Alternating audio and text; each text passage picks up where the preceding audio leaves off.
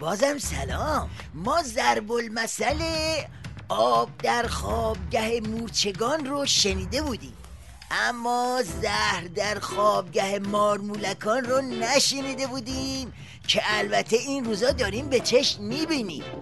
آقا قیامتیه تو این نظام سیدعلی.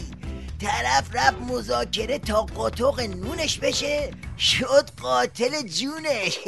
هر کی از یه طرف دهنو وا میکنه و میزنه زیر عربده. آیا این معنای غلط را به دیگران القا نمی کند که نوعی دلدادگی و شیفتگی و ذوق زدگی برای کار با آمریکا و غرب در نهان سیاست ورزان و جریان رسانه‌ای کشور مطرح است و این تلقی غلط مایه گران فروشی در مذاکرات و بی‌عزتی در صحنه جهانی برای ما نیست؟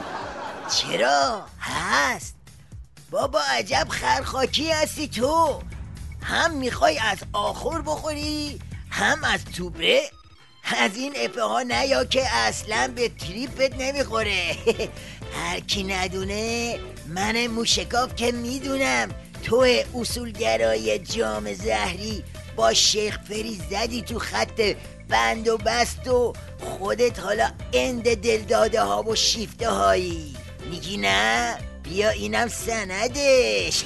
امروز آنقدر کشور از نظر اقتصادی و دیپلماتیک مشکلات دارد که اگر همه اراده ها به این امور معطوف شود ممکن است بتوان مشکلات معیشتی مردم را سامان داد. بفرما. از یه طرف اینجوری روزه دیپلماسی میخونه، از طرف دیگه از برند دلدادگی میترسه. تازه اینکه چیزی نیست، الان عالم و آدم میدونن که سیدعلی تو مولینکس تحریم و اوضاع و احوال داخلی به روزی افتاده که چاره‌ای جز زانو زدن و حراج عزت و هیبت و حشمت نداشتش نداره. در کشور هیچ کسی نمیتواند بدون اجماعی که مورد تایید رهبری باشد طرحی را برای مهمترین پرونده کشور در عرصه بین المللی روی میز طرف مقابل بگذارد. حالا اگه شما تو این کش و قوس نرمش ذلیلانه عظما و زهرخورون معظم الله با حرفایی مثل این یکی مواجه شدید، زیاد تعجب نکنید. باید جایی که اعتماد وجود نداره با سوء ظن وارد شد، بر این اساس با کشورهایی که سابقه ظلم و تعدی و تحمیل دیکتاتورها و غارت و چپاول رو دارن باید به این گونه رفتار کرد و با سوء ظن وارد شد. نماینده های مجلس شورای اسلامی هم در تایید سخنان رئیس مجلس شورای اسلامی با شعار مرگ بر آمریکا در واقع سخنان ایشون رو تایید کردند. بله، اینا حکم دود استتار زهرخورون رو دارن. حالا این دودبازی ها واسه چیه؟ امام جمعه نمره موقت قم جوابتونو میده.